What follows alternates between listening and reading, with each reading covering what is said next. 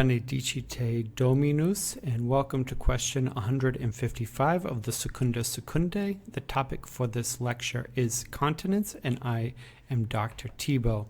So we are covering the cardinal virtue of temperance, and we are now moving on to the potential parts of temperance. Now, potential parts, I say this all the time, but maybe you haven't heard it before, but we're dealing with not potential as in maybe, right? Are you going to go to the party tonight? Potentially means maybe, right? Probably not.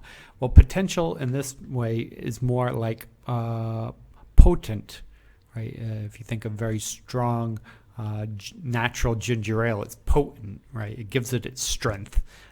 So this is the virtues, the attributes that give temperance some teeth. It gives it some bite, the ability to carry out its act. So we are looking now at the first of these four potential parts of temperance, this being continence.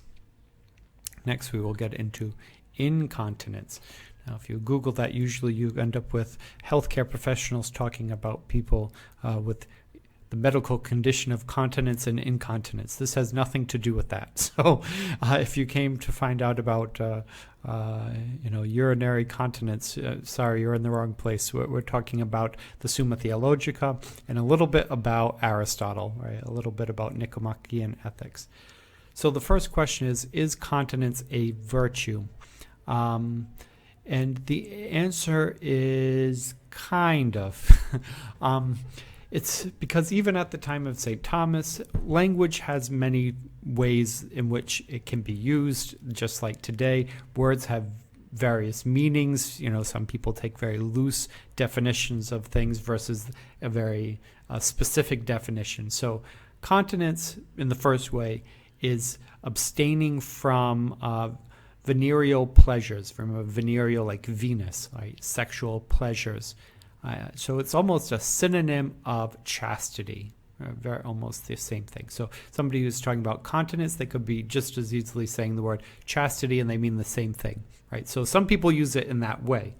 Now, there's another way of using it that's more precise, and it's signifying that whereby a man resists vehement evil desires.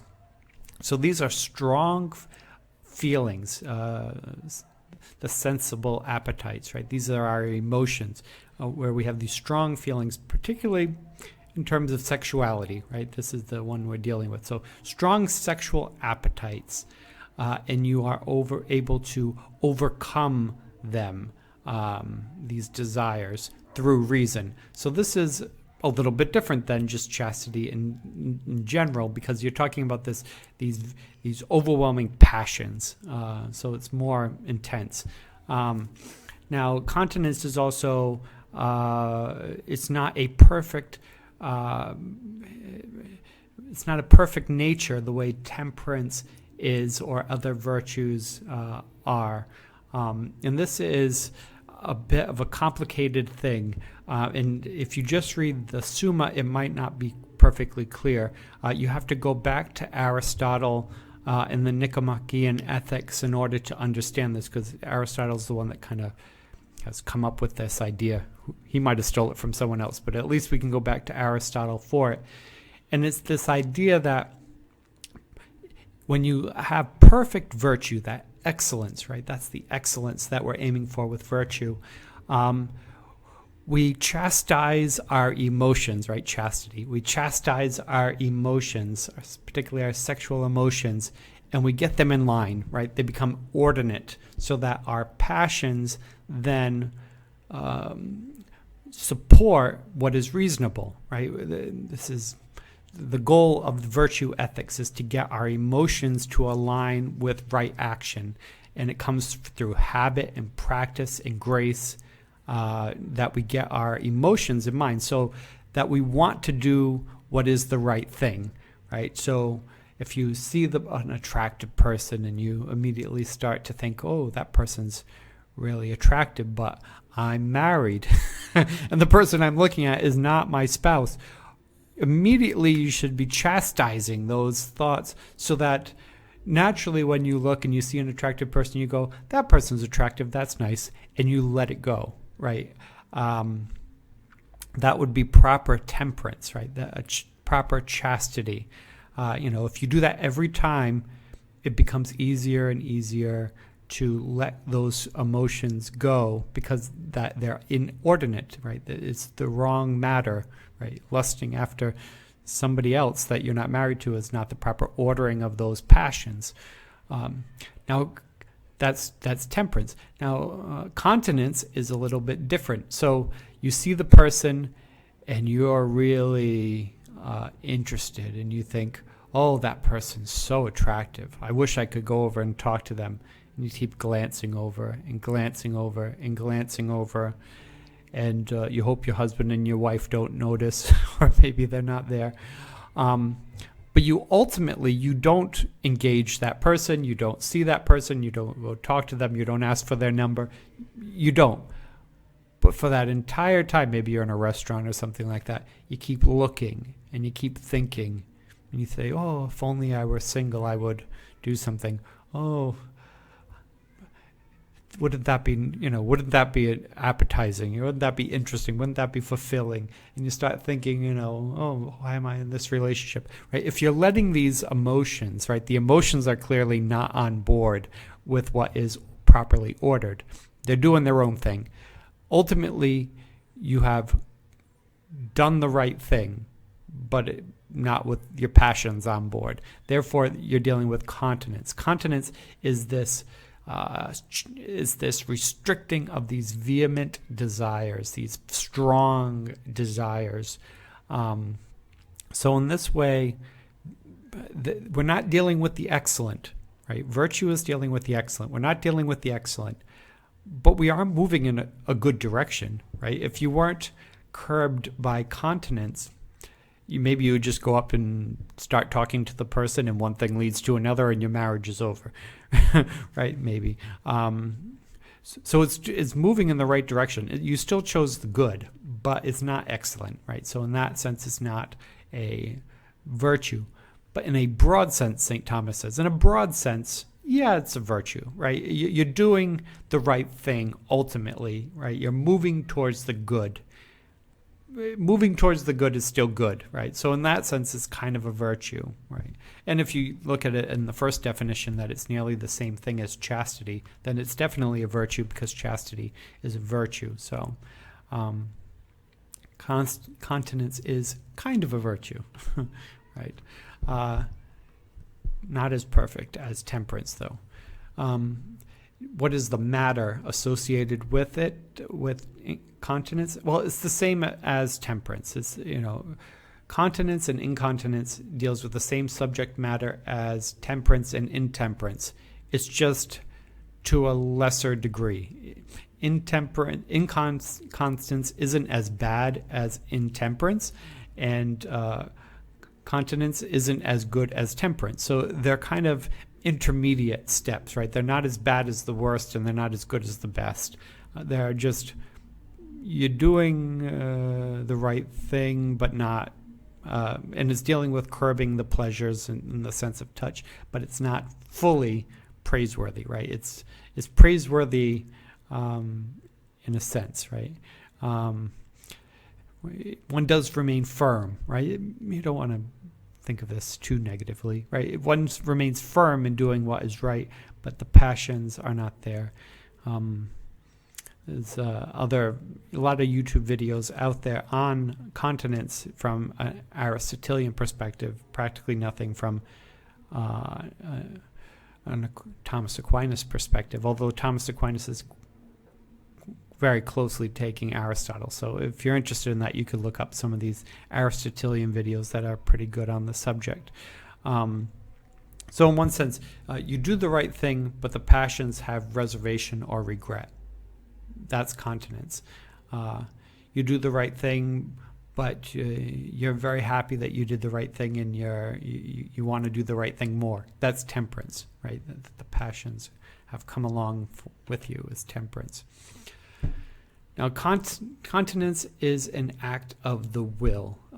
So again, it seems so repetitive, but continence is not concupiscible as its subject, right? Concupiscible is dealing with the pleasures, right?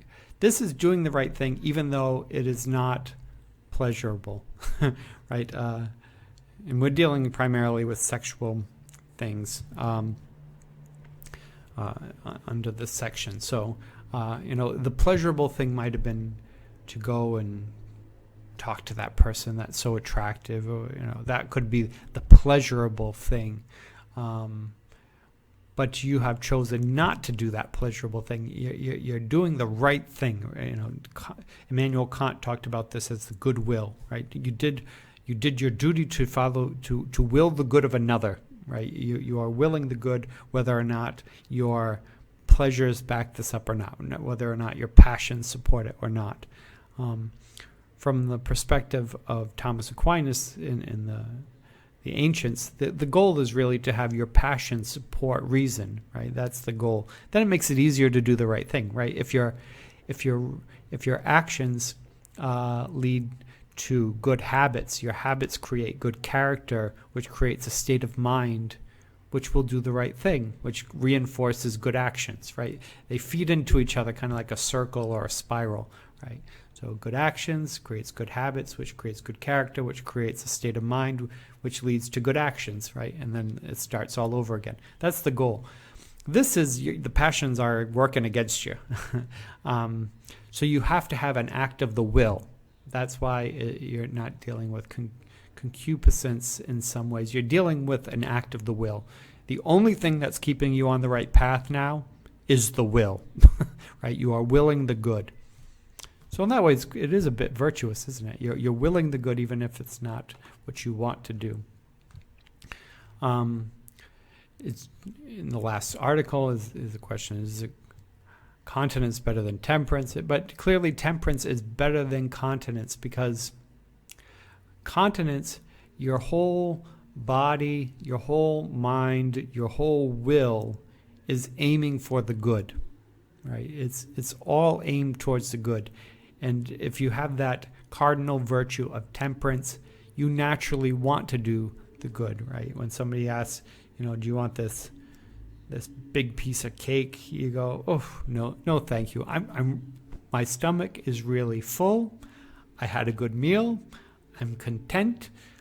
Maybe before I go to bed, I'll have a cup of tea when I get home, but I don't need that piece of cake, right? My emotions and my mind are in unison with what is best for me, right? That's temperance. Continence would be, I really want that piece of cake, but my doctor will kill me. My wife will kill me if I eat that piece of cake. I want it in the worst way, but I will not do it, right? That's continence. And you have some sense of regret or remorse, or you're emotionally pulled over it, but you ultimately have done the right thing. Continence. So continence takes more work, but temperance is the more excellent way, right? Temperance is like living as if you're in heaven now, right?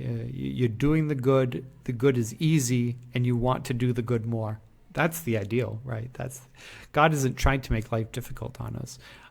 Continence takes more work, right? As one of the lines talks about, with continence, the appetites are sternly ruled by the will. The sensitive appetites rebel. Your emotions are rebelling against you. Your desires are rebelling against you, but you must sternly, rule them.